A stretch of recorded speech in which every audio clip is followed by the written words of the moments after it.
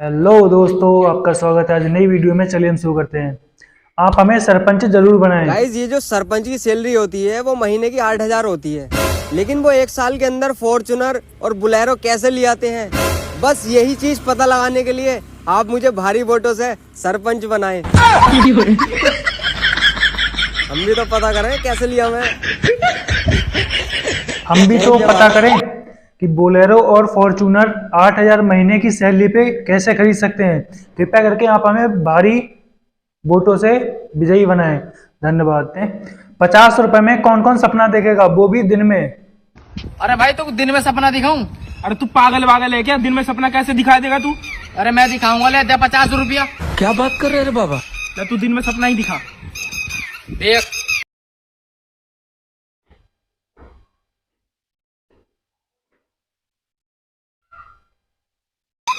अरे हड़कम ले रहोगे?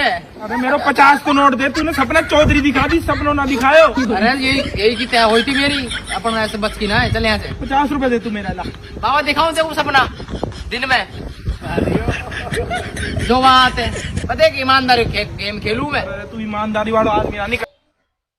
अगर आपको कोई बोले कि हम दिन में आपको सपना दिखाएंगे तो कृपया करके पहले सपना देख लो, उसके बाद पैसे दो। अगर आपने उसे पैसे दे दिए फिर वो सपने की जगह आपको सपना चौधरी ना दिखा दे, वो भी दिन में।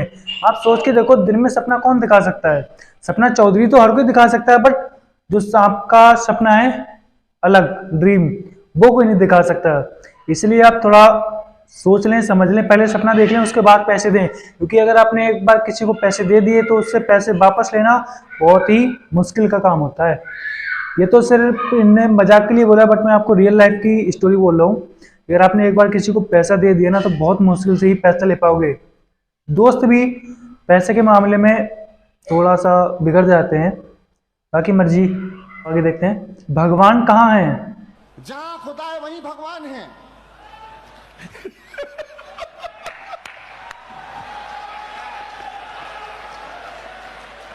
जहां जहां खुदा है वहीं भगवान है। और यकीन नहीं है तो देख लो खुद। उसको मत सिखा, वो उपद्रवी खोद भी देगा।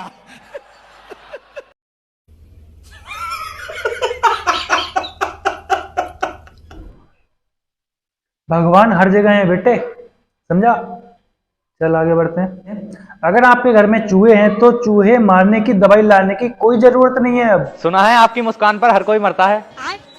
कभी टाइम मिले तो हमारे घर आ जाना, एक चूहा मरवाना है, बहुत दिन से परेशान कर रखा है। तुझे चूहे मारने वाली लग रही हूँ? तुम्हारी मुस्कान पे तो हर कोई मरता है ना, तो बस मुस्कुरा के दिखा दियो उसे भी। जो लड़कियां बोलते हैं कि मेरी स्माइल पे, मेरी मुस्कान पे अच्छे अच्छे लड़के मर जाते हैं, अच्छे अच्छे लोग मर जाते हैं, तो आप उन्हें अपने घर लाइए जहाँ पे चूहे हैं। चूहों को पकड़िए और उससे कहिए मुस्कुराइए लड़की से, तो चूहे उसकी मुस्कान में ही मर जाएंगे। दवाई लाने की कोई जरूरत नहीं है। अगर आपके पास कोई या आप ऐसी किसी लड़की को जानते हो जिसकी मुस्कान पे हर कोई मर जाता है, तो चूहे भी मर जाएंगे। दवाई लाने का जो भी खर्चा है वो बच जाएगा, काम भी हो जाएगा आपका, और चूहे भी उन्हें भी मुक्ति मिल जाएगी इस जन्म से, दूसरा कोई जन्म मिलेगा। चलो,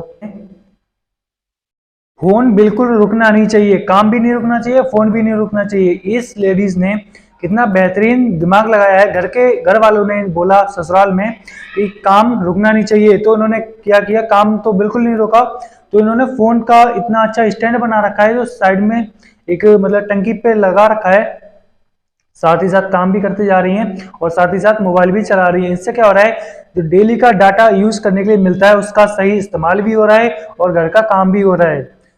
इनके लिए आप क्या बोलना चाहोगे? कितना बेहतरीन आइडिया है इनका, है ना? अब इन्हें ये आइडिया किसी ने दिया है या इनके पास था? क्योंकि लड़कियों में दिमाग तो होता नहीं है। हर कोई बोलता है, मैं तो ये नहीं बोलता, क्योंकि मैं बोलता हूँ कि लड़कियों में बहुत ज्यादा दिमाग होता है, जो एक परिवार को मतलब अपने घर को छोड़ के दूसरे घर को मंदिर बना सकती हैं। ठीक है, तो कई लोग बोलते हैं, मैं ऐसा नहीं बोलता हूँ। बाकी आपको इनका आइडिया कैसा लगा आप कमेंट करके अपनी राय जरूर दें। बाकी मुझे इनका आइडिया बेस्ट लगा, क्योंकि डेली का डाटा जो भी आता है उसे भी खर्च कर रहे हैं और साथ ही साथ घर का काम भी हो रहा है। मस्त आइडिया इनके लिए। चलिए हम आगे बढ़ते हैं। इस उम्र में इतना बेहतरीन डांस हो रहा है तो सोचो इन्होंने जवानी में क्या किया होगा।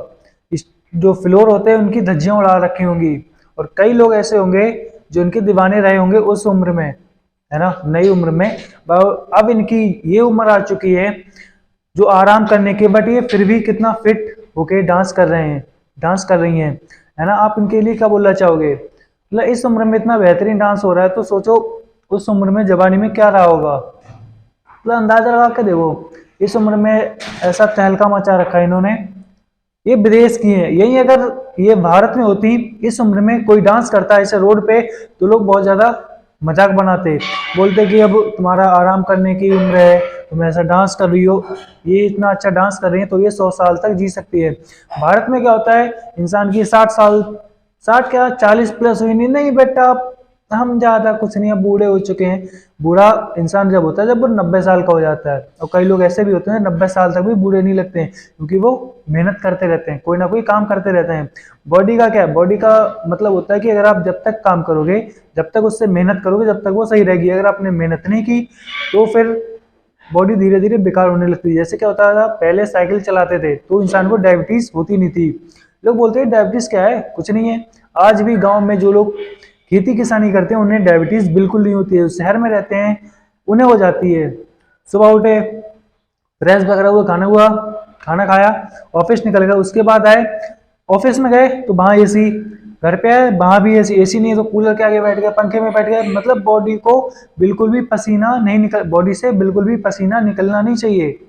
डायबिटीज हो जाती है, नहीं यार वो हम कहीं मेहमानी में जाएंगे, नहीं हम मीठी चीज नहीं खाते, हमें शुगर हो गई है, तो जाते ही क्यों हो?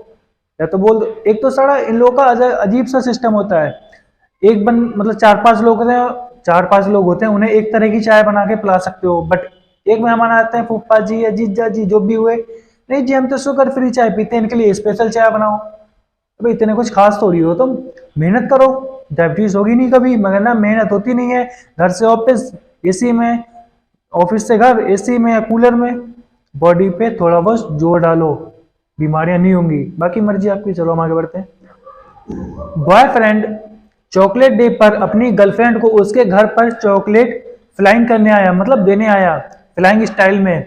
तो उसके साथ क्या हुआ कि उसकी गर्लफ्रेंड के पिता ने देख लिया ये सब करते हुए, तो उनके पिता ने क्या किया, रिटर्न गिफ्ट, उनके पिता ने, लड़की के पिता ने क्या किया, फ्लाइंग चप्पल उसे गिफ्ट कर दी। बोले बेटा रिटर्न गिफ्ट तो लेते जाओ साथ ही साथ।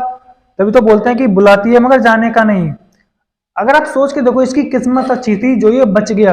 अगर ये पकड़ा जाता है तो इसके साथ इसे कितने अच्छे रिटर्न गिफ्ट मिलते हो, कितनी फ्लाइंग चप्पलें मिलती, कोई बता सकता है? एनीवन टेल मी, है ना। मतलब सोच के देखो, तभी बोलते हैं कि बुलाती है मगर जाने का नहीं। वो चाहता तो गेट के बाहर से भी चॉकलेट दे सकता था, बट उन्होंने क्या किया, गेट को ओपन किया, उसके बाद चॉकलेट फ्लाइंग की है, फ्लाइंग स्टाइल में। अब इसने नया डे भी ऐड कर दिया, चॉकलेट डे, तो बोलते हैं chocolate day with flying chocolate day.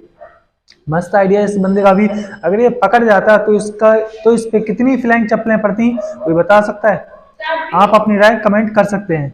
तो इसके साथ क्या होता है बता सकते हो। अगर आपको अपनी जीएफ के घर गिफ्ट करने, कोई भी चीज गिफ्ट देने जाना है, और फिर आपको अगर फ्लाइंग चप्पल पसंद है तो आप जा सकते हो, वरना अगर आप घर पे ना जाओ तो ज्यादा बेहतर है, क्योंकि उसके फादर हो सकता है अकेले हो, भाई वगैरह कोई होंगे नहीं, वरना इसे पकड़ के अच्छी खासी इसकी धुनाई हो सकती थी।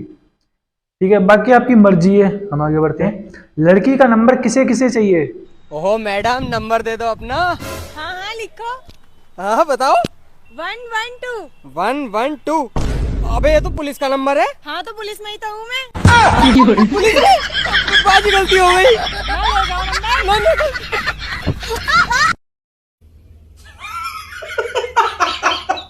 अगर लड़की का नंबर चाहिए हो तो मेरे से भी ले सकते हो। हर लड़की का नंबर एक सा ही होता है, क्योंकि वो पुलिस वाली है, और पुलिस वाली का नंबर हर किसी का एक ही होता है, 112। जिसे भी चाहिए हो वो ले सकता है। वो तो पुलिस वाली जो थी वो सीधी थी, उसने कुछ नहीं कहा। अगर इस पुलिस वाली ने तो इससे कुछ नहीं कहा। अगर सोचो और कोई पुलिस वाली होती तो इसका क्या हाल होता। इसे अच्छी तरीके से उठवा देती थाने में या चौकी पे, तो इसकी अच्छी खासी सर्विस हो सकती थी, बट उसने कुछ नहीं कहा, वो भाग गया मौका देख के। तो आपको अगर 112 नंबर चाहिए हो किसी लड़की का तो आप कांटेक्ट कर सकते हो, हर लड़की के पास ही जाएगा। ऑफिस में हो सकता है कि अगर वो लंच वगैरह पे गई हो तो और कोई उठा सकता है, कॉल रिसीव कर सकता है, वरना आपकी कॉल लड़कियां ही रिसीव करेंगी, हो सकता है वो पुलिस वाली हो, इसलिए सोच समझ के ही कॉल करना, ठीक है। देखते हैं शादी के टाइम पे सबसे बड़ा झूठ कौन बोलता है। इस धरती पे सबसे बड़ा सच सिर्फ शादी के टाइम पे लड़की के पिताजी बोलते हैं कि भाई हमारी लड़की बिल्कुल गाय है। वो तुम्हारी गलती है कि तुम नहीं पूछते कि मराठनी है या सिद्धि। कौन समझदार है, कौन बेवकूफ, आप अपनी राय जरूर बताएं, क्योंकि लड़की का बाप तो सही बोलता है, वो सच बोलता है, वो झूठ नहीं बोलता है। अब समझने वाला उसे जल्दबाजी में गलत समझ जाता है तो वो उसमें क्या कर सकते हैं। चलो हम आगे देखते हैं। सारे वेटर्स को मैं बोलना चाहूंगा कि आज के बाद किसी कस्टमर से ये मत पूछना। लो जी भाई साहब, आपकी बिरयानी, आपका कोरमा, और कुछ दूं? बस भाई 500 रुपए और दे दो, नीचे लिखवाते हुए जाऊंगा। अबे क्या पागल हो गया? हट। अबे भाई तुम ही तो कह रहे थे और कुछ दूं।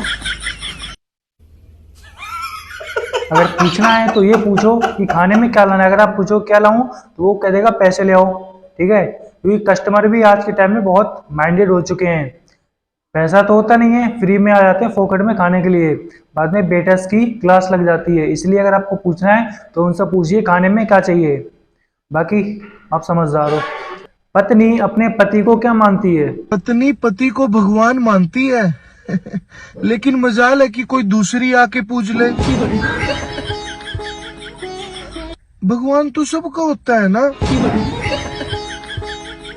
बात तो उसने सही कही है कि भगवान को तो हर कोई पूछ सकता है, बट इस पे सिर्फ पत्नी का हक क्यों होता है, कोई बता सकता है। क्योंकि ये पति को भगवान मानती है, जो और भगवान है उन्हें नहीं। उनकी पूजा तो हर कोई कर सकता है, ठीक है। बाकी मर्जी आपकी। किसी की तारीफ करने का क्या फायदा। क्या बात है, डीपी तो बहुत अच्छी लगा रखी है तुमने। थैंक्स। बस थैंक्स नहीं, आजा शादी कर ले मुझसे। लोग नाराज हो जाते हैं आज के टाइम में अगर आप किसी की तारीफ कर दो तो, क्योंकि सामने वाला बंदा किस मूड में है कोई अंदाजा नहीं लगा सकता, ना ही कोई सोच सकता है। चलो कोई ना, हम आगे बढ़ते हैं। अगर आप शादी में जा रहे हो और सोच रहे हो कि तुम ऐसा क्या पहनो कि सारे लोग तुम्हें ही देखें, तो सुनो फिर।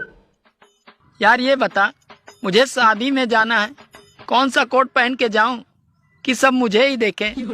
अरे तू एक काम कर, पेटी कोट पहन के चला जा, पक्का है सब तुझे ही देखेंगे। कैसे कैसे लोग रहते हैं यार यहाँ। सुन लिया, आज के बाद मेरे से मत पूछना कि शादी में जाऊं तो क्या पहनूं, वरना मैं ऐसा ही जवाब दूंगा, फिर तुम नाराज हो जाओगे, ठीक है। मेरे से आज के बाद मत पूछना। बाकी तुम समझदार हो। अबे कैसे तुम ऐसे क्या हो यार, तुम डीएमओ एसडीएमओ कौन हो, मंत्री हो कहीं के, लोग तुम्हें देखें शादी में, ऐसा क्या भाई तुम में। पहले या तो खुद पे ध्यान दे लो, कुछ बन जाओ, उसके बाद शादी में जाओ। मगर ना खुद की शादी कर ली, अब सोच रहे हो कि हम शादी में जाए तो लोग तुम्हें देख, भाई तुमने ऐसा क्या उखा लिया जिंदगी में तो सारे लोग तुम्हें देखेंगे, है ना।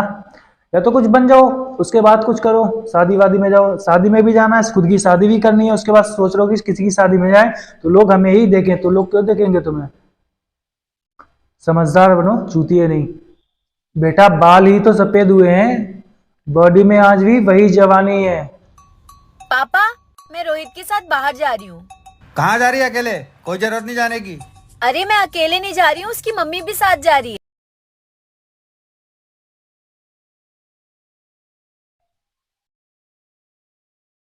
बाप तो बाप रहेगा, है ना। बाप तो बाप रहता है, बेटा बेटा ही रहता है, और बेटी बेटी रहती है, माँ माँ रहती है। चलिए चलो आगे देखते हैं। नहले पे दहला। हाँ मजा ही आ गया। 2500। अब शिट, ये तो मेरी बीबी है। ये पकड़ो, 2000 ही लेती हूँ मैं।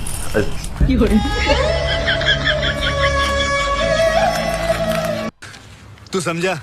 इस जोड़ी को आप क्या बोलना चाहोगे। जैसा तू पति समझा नहीं। वैसी पत्नी, पत्नी उससे भी आगे है।